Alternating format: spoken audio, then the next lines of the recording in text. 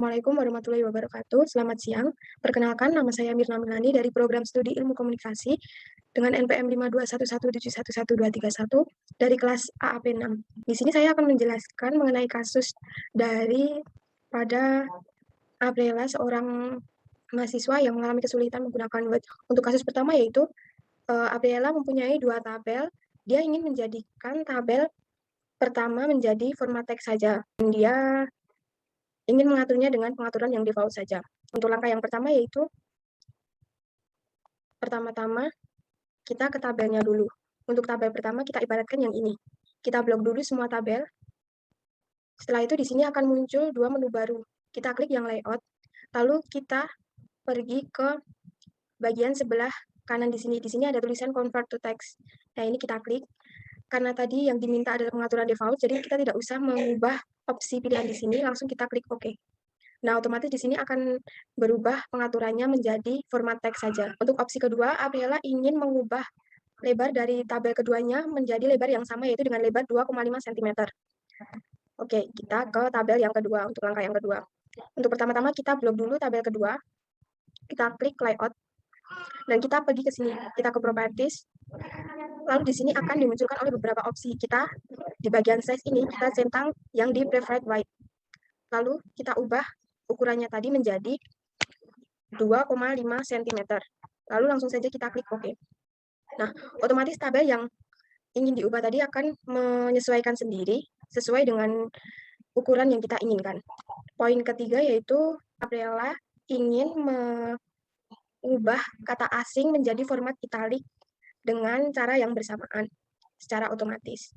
Nah, untuk itu kita di sini sudah ada ya, di sini sudah ada kata asing. Nah, kita ingin mengubah kata asing ini agar menjadi format italic. Pertama-tama kita pergi ke menu home, lalu kita ke replace. Setelah itu kita ketikkan katanya yaitu asing. Di sini juga di replace with kita ketikkan asing. Lalu kita pilih yang more. Setelah itu kita pergi ke format. Kita pilih opsi yang font.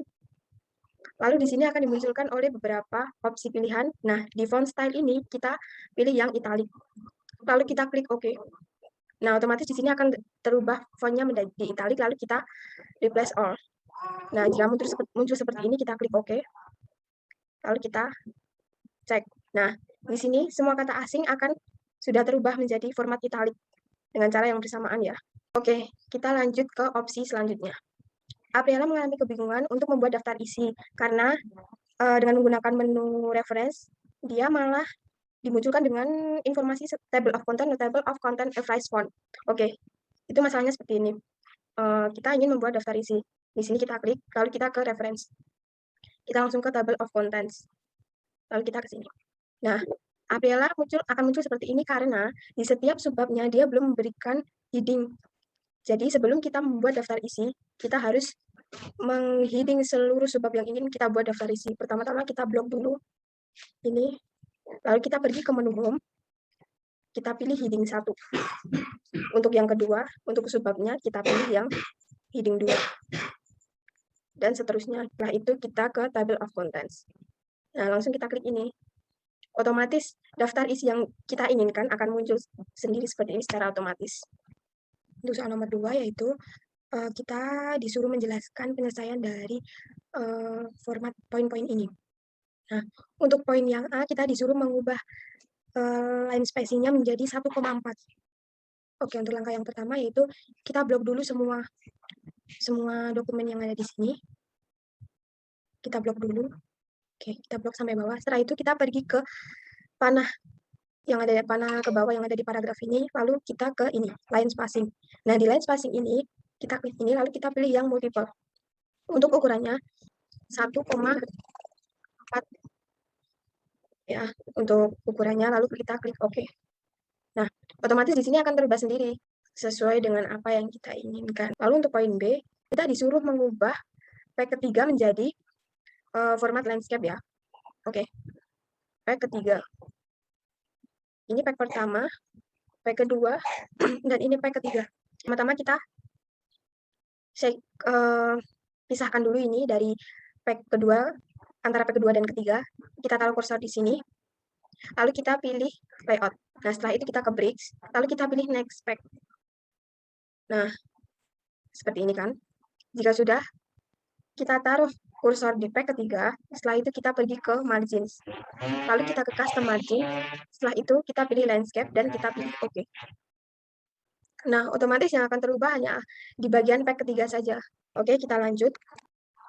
Poin ke C. Kita disuruh mengubah spacing dua paragraf terakhir menjadi 14 pt dengan formatnya exactly. Pertama-tama, kita blok dulu ini, dua paragraf terakhir, lalu kita pergi ke menu home. Setelah itu kita ke ini, paragraf. Nah, di sini, yang ini tadinya multiple, kita ubah menjadi exactly sesuai dengan perintah yang diperintahkan.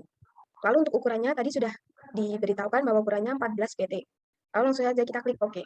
Nah, otomatis di dua paragraf terakhir akan terubah sendiri menjadi seperti ini. Sekarang kita lanjut lagi ke poin D. Kita disuruh menginspect the document and remove all headers, footers, and watermarks that are found. Do not remove other information. Pertama-tama kita pergi dulu ke menu file, lalu kita pilih yang info. Nah, di sini akan ada beberapa opsi. Setelah itu kita pilih yang check for issue. Nah, di sini akan ada inspect document, check accessibility, dan check compatibility. Di sini kita pilih yang inspect document. Dan jika muncul seperti ini, kita pilih yes. Oke, sekarang kita akan ditampilkan dengan beberapa opsi. Di sini kan kita cari yang header, footers, and watermarks. Nah, di sini kita ini di bagian centang ini yang header, footers, and watermarks tidak usah dicentang. Jika sudah, lalu kita klik inspect. Nah, otomatis ini akan menginspek sendiri. Nah, setelah itu kita close. Mungkin itu saja sedikit tutor dari saya. Untuk kurang lebihnya mohon maaf. Wassalamualaikum warahmatullahi wabarakatuh.